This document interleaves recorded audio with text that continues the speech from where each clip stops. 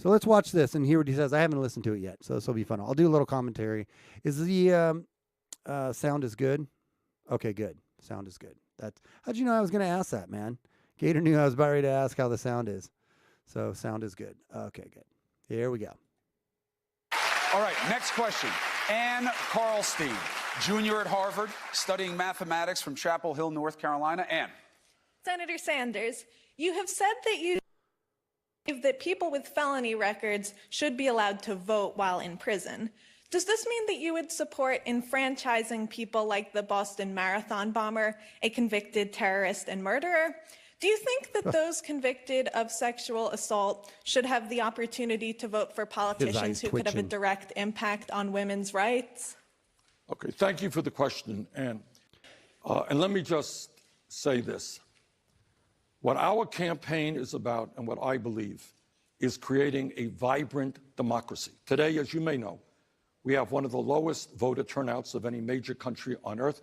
I want to see us have one of the highest voter turnouts. And by the way, what we're seeing is more young people getting involved in the political process, but not enough. That's why we want to make we want to make it so that 16-year-olds can vote, because we don't have enough that vote Democrat yet. And 16-year-olds right now are so indoctrinated with the leftist turdism that they will vote for us Democrats. So we're even going to push to get those 16-year-old votes, even though they just and maybe they'll be able to drive if they've passed their test in the last week or two prior to the the election time. Then maybe they can drive maybe they'll be able to drive and not have to get a ride from their parents. And in my view, if young people voted at the same percentage that older people voted in this country, we would transform this nation. You can say but that to get again. to your point, we live in a moment where cowardly Republican governors are trying to suppress the vote. And in fact, right here. That is such a lie. What the cowardly Republican governors are trying to do is make sure that you are a legal citizen to vote. That you that you're not illegal, that you're not here on just some a visa pass, that you actually are a legal registered voter. That's what those sons of bitches are trying to get past. They are such slimy Republican governors trying to make sure you're actually a legal voter to be able to vote. Meanwhile, Democrats like to enroll a whole bunch of people with people that have already been dead. That's, I don't know, a ton of them, but it's happened. As you may know, in New Hampshire, the legislature and the governor are working hard to make it more difficult for young people to vote. How so? And to me, that is an incredibly undemocratic, un-American process. And you see how he doesn't tell you, though, how? Well, explain that then, Bernie. How did they do that? How do they make it more difficult for people to vote? Can you explain that? He can throw it out there, especially at the CNN. He can throw it out there, and that's all the people are going to hear. Most people aren't going to dig into the facts and find out if that's true or not, which it isn't.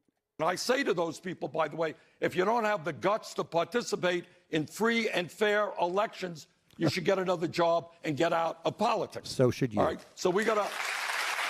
That would be great, Bernie. So here is, and to answer your question, as it happens in my own state of Vermont, from the very first days of our state's history, what our Constitution says is that everybody can vote. That is true. So people in jail can vote. Now, here is my view. Yeah. If somebody commits a serious crime, sexual assault, murder, they're going to be punished. They may be in jail for 10 years, 20 years, 50 years, their whole lives. That's what happens when you commit a serious crime. Yep, it is. But I think the...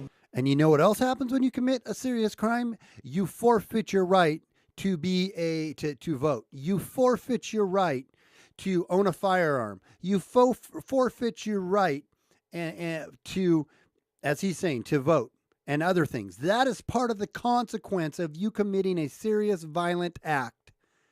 That is the consequence. You lose some of your privileges and some of your rights. Yeah, you do your time and you get out and you become a functioning part of society again, with some limitations, with some asterisks. Right to vote is inherent to our democracy. Yes, right. Even for terrible people. Because once you start chipping away and you say, well, that guy committed a terrible crime, not going to let him vote, or that person did that, not going to let that person vote, you're running down a slippery slope. And you're running down a very slippery slope because most of those people would be voting Democrat. And that's why Bernie says this. If these people that came out would be voting Republican, he would be on the flip side of what he's saying right now. But the demographics have proven, and the statistics will show, that most of these felons would vote Democratic.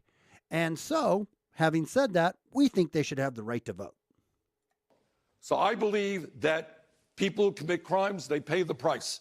When they got out of jail, I believe they certainly should have the right to vote. But I do believe that even if they are in jail, they're paying their price to society, but that should not take away their inherent American right to participate in our democracy. Yeah, it does. That is exactly what it does. And I didn't even know he was trying to insinuate that they should be able to vote while in prison. Well, then if they should have the right to vote, then why are the other rights being taken away from them? The right to be able to walk down the street and breathe fresh air and be outside of a cage or four walls, which again, not to segue here, but walls work, right? Prisons have them. But why would they not have, why are we not giving them all their other rights then? Oh, that's right. Because they are being punished. There's a consequence for what they did to commit a bad violent crime. Now, I'm also for, believe it or not, there to be some prison reform.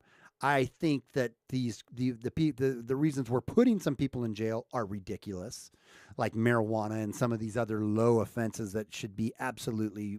So I am not completely for, and the prison system has a lot of what's the word I'm looking for here?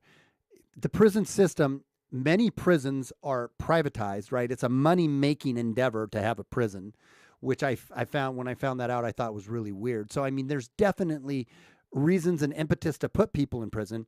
But that aside, the whole prison reform argument aside, if you commit a violent act, if you commit a violent felony or a serious felony crime, and you are convicted for it and put in prison, you have forfeited your rights. That's part of the consequence. Applause She goes, for the answer. Okay, good answer. My follow question goes to this being like you're writing an opposition ad against can't you stand by that guy. saying you think the Boston Marathon bugs bomber me. should vote not after he pays his debt to society, but while he's in jail. You sure about that? Well, Chris, I think I have written many. Now, pretend you're going to really try to tell me that this wasn't rehearsed beforehand, that they didn't know. He knows he was going to get this question, and these are spoon-fed to him, so he knows he's going to do a follow-up. And what they think they're doing, what Chris thinks he's doing right now by presenting this question is being, well, I'm being fair and balanced when I ask this. In reality, this is all a setup interview. Give me a break. 30-second opposition ads throughout my life. This will be just another one. But I do believe, look, this is what I believe. Do you believe in democracy? Do you believe that every single American 18 years of age or older who's an American citizen has the right to vote? Once you start chipping away at that, believe me, that's what our Republican governors all over this country are doing. They come up with all kinds of excuses why people of color, young people, poor people can't vote. And I will do everything I can to resist it. Give me a break. This is a democracy. We've got to expand that democracy. Oh, what a turd. And I believe every single person does have the right. Yeah, what an absolute joke that whole segment is. That guy, Bernie, is, he got called on the carpet in one of these other town halls about what he wanted to pay on his taxes, right? Because he pays 26, I believe it's 26. Is it 26%? Was that on American Joe today, what Bernie Sanders pays? I think it is 26%. And he was asked if he wanted to pay the 52%, right? The higher tax rate that he wants to charge millionaires. That dude's a millionaire. And I know they say, well, that's for people that are billionaires, not millionaires. Well, Bernie, put your money where your mouth is, man. You got millions of dollars off your book and other things. And you got your 3 houses and so on and so forth. Why don't you put your money where your mouth is?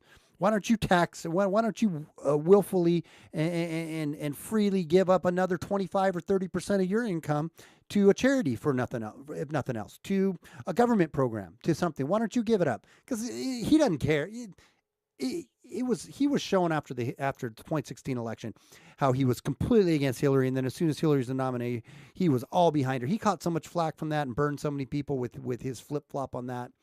And the perks that he was fed for that. The guy is not, he doesn't give a crap about the people. He's a longtime politician, and he is an absolute crackpot, man. And he wouldn't even, I doubt he'd even make it through a presidency. He's so old and frail. That dude is a turd.